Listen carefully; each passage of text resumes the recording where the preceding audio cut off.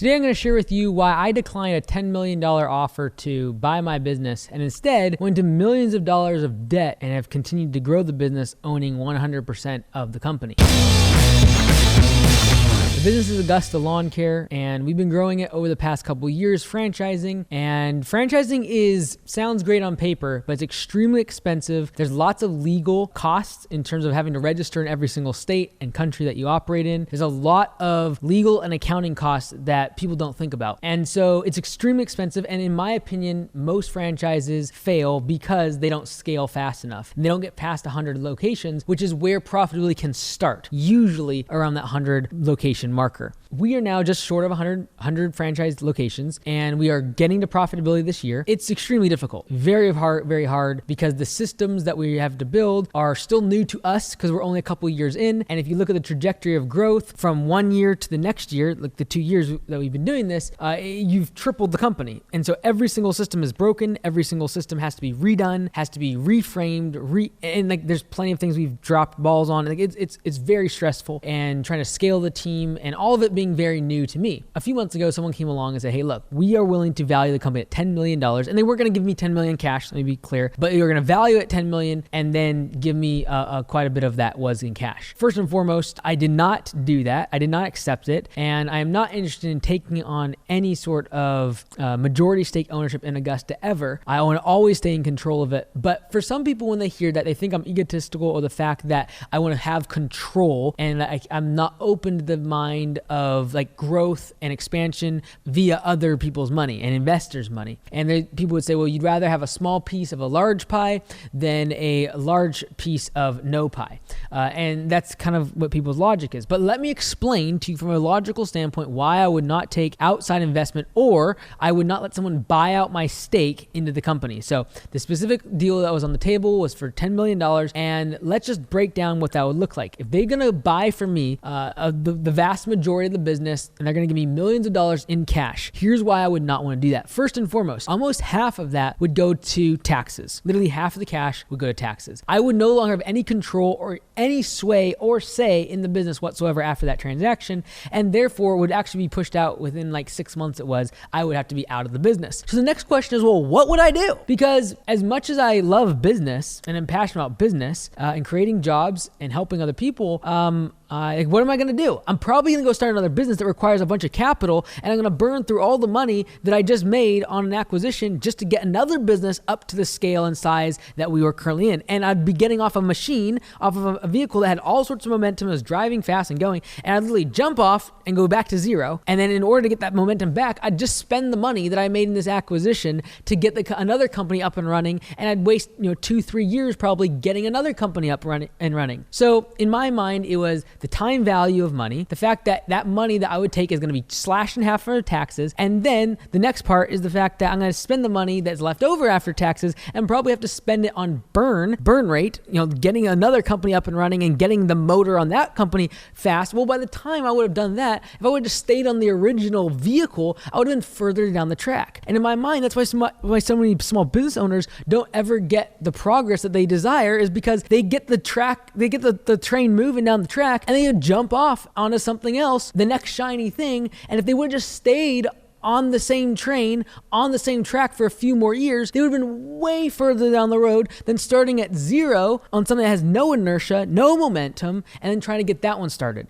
Trust me, I understand the first few years of any business is the hardest because you're trying to get the momentum started. You're trying to get the business going, and the train takes a lot of energy to get it going, but once it's going, it can keep moving pretty good. That train takes a lot of energy to stop, but it takes a lot of energy to get started. And that's why so many people stop and fail or quit or give up in the first few years, because it's so difficult to get started. But once you've got a little momentum, in my opinion, the last thing you want to do is jump off, because you're going to get taxed out to wazoo, and then you're going to get on a different opportunity vehicle that now you've got to spend money, time, energy on getting that one started and figuring out new systems and procedures when you could have just stayed stayed on the original one that was going down the track. So that's another reason why I did not sell out the company. Now, after turning down that offer, I realized just how much capital we were going to need. We're going to need millions of dollars.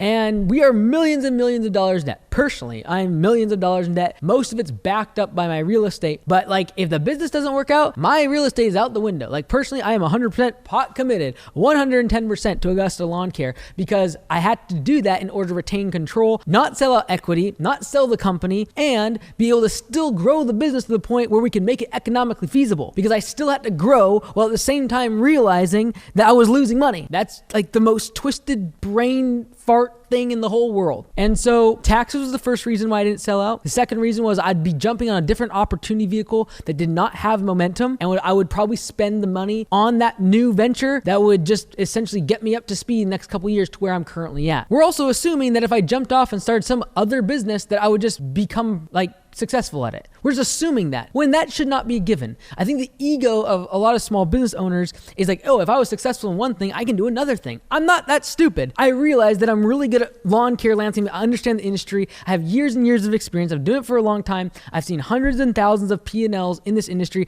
I get a lot of the general concepts. If I just abandoned this industry and just like switched, I have no guarantee. As much as I love business and think I could do pretty good in other industries, I'm not taking that for granted. There has been cataclysmic failures, and people that were much smarter, more brilliant, and had more money than I do, and they went from one industry where they're successful and they went to another industry and they failed miserably. And we just cannot assume that like, oh, like I'm just going to start another business and it'll be great because the last one was great. And when you start to become that egotistical, that's usually what leads to failure, because then you start jumping bridges and you start doing things way too out of sync with when they should actually be done in terms of order. And because we assume like, oh yeah, I'm so good, like I'll just jump in this other industry and do something else. And honestly, I love lawn care. I love landscaping. I love this industry, and I didn't want to go anywhere. So it's been a tough few months. It still continues to be tough financially when you know what you left on the table. But there was a very deciding moment. One day I'll maybe talk about the day when I decided I am not selling. I am absolutely 100% keeping 100% of this business,